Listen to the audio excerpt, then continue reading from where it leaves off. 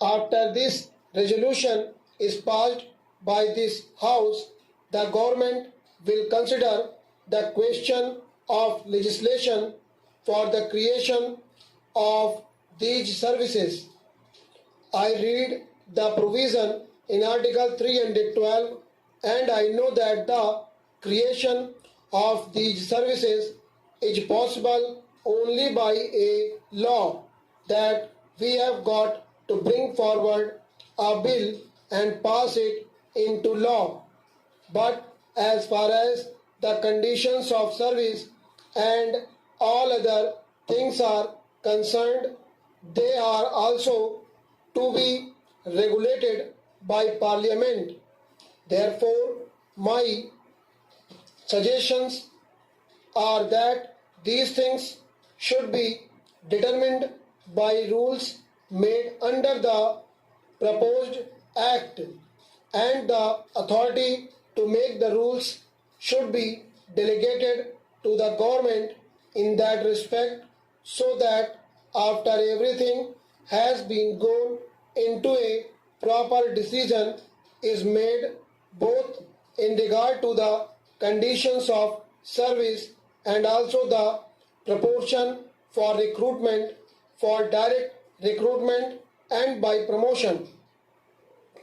I have seen executive officers working in the states drawn both from the IAS and the provincial executive service. Normally, IAS officers are deputed to the states, and during their posting they are under the control of the states. They are posted according to the recruitment of the state. I think the same principle will be followed in regard to these All India services also. But it will be desirable that officers serving in one state should not be allowed to remain there for a very long period. They should be taken back from the state and given to another state, or they may be allowed to work in the center. But as far as the administrative control of these officers is concerned, that will be with the states.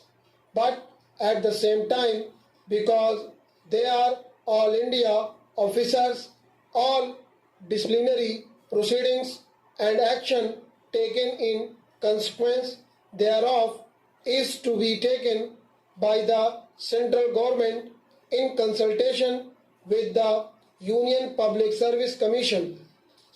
There is one thing more, and that is this: although these officers will be serving in the states and will really to a certain extent replace the present state officers, still I feel that additional expenditure on administration will be necessary.